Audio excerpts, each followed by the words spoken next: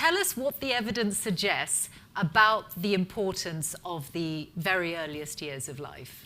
Well, the very earliest years, you're in utero, aren't you? So you're not born yet. God, we're going even before early childhood. Yeah, so... Okay. I'm sitting back. And if the mother is under constant stress that raises her cortisol levels, that will affect the embryo. And it will affect the growth, the physical growth of the embryo, and they may be more difficult to soothe once they're born.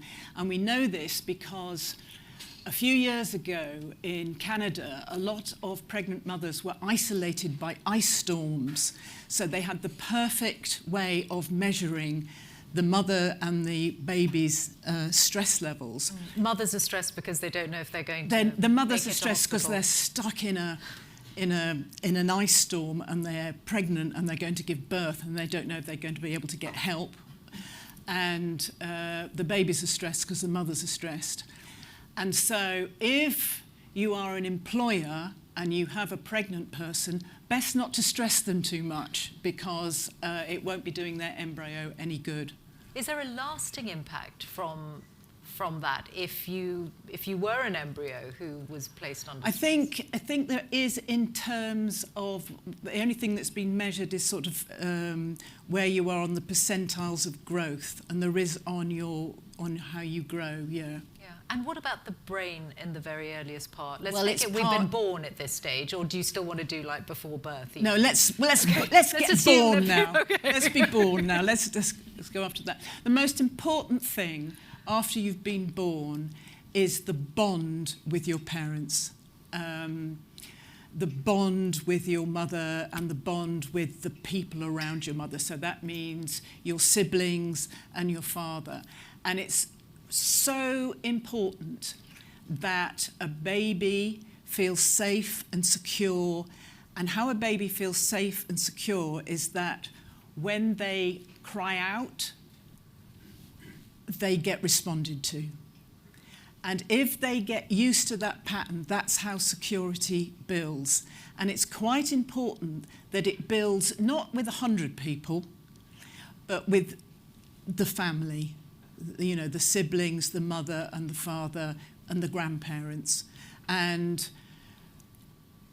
a baby, when they're very young, people want to pass them around, but that's not great.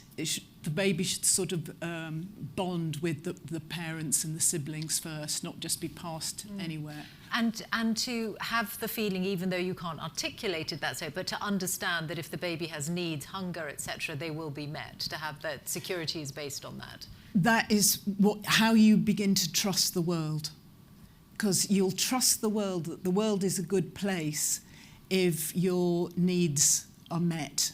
If you don't have to think about your needs. If you have to, if your needs are not met,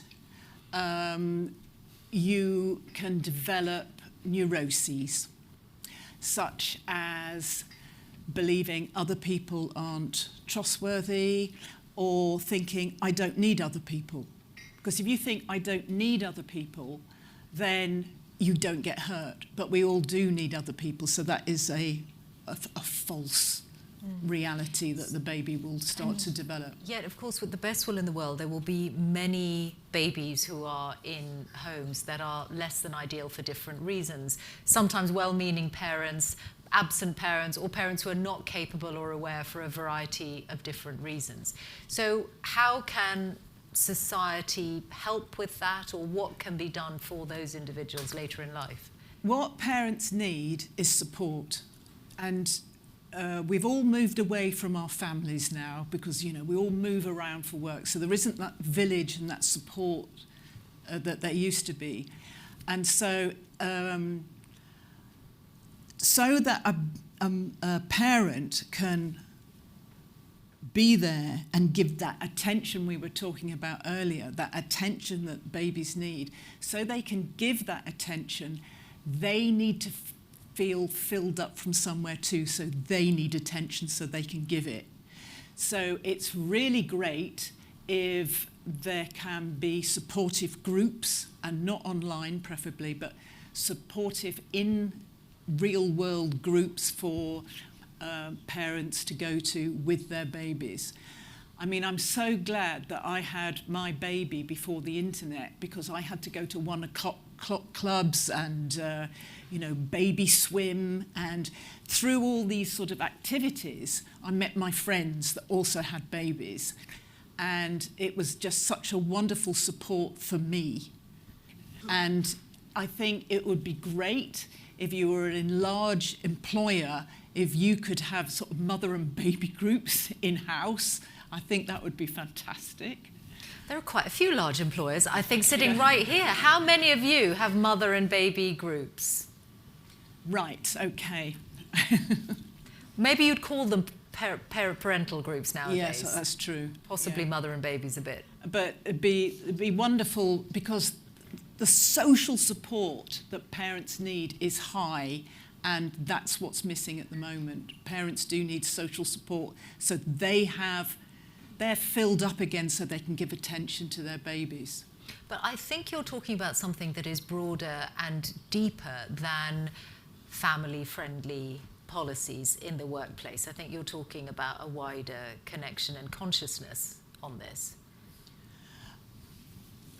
Yes, I don't think it's known. I think now we're living more of an online life. We're living less in the real world, and I think young children are the biggest victims of that. I think they're suffering the most, because people are absent from the real world because they're on the online world. The thing to remember, that the most important thing for a baby growing up is the relationship they have with their parents and their siblings, especially their parents. That is the most important thing. And as a society and as employers, we have to do everything we can to support that. Okay. Philippa, thank you so much. There's so much more that we could ask you, and I know you'll be continuing to contribute in many ways to this, this message. It's all in my book. Okay. I think you're allowed that plug. Okay, thank you so much. Thank Philippa you. Perry. Thank you. Thank you very much.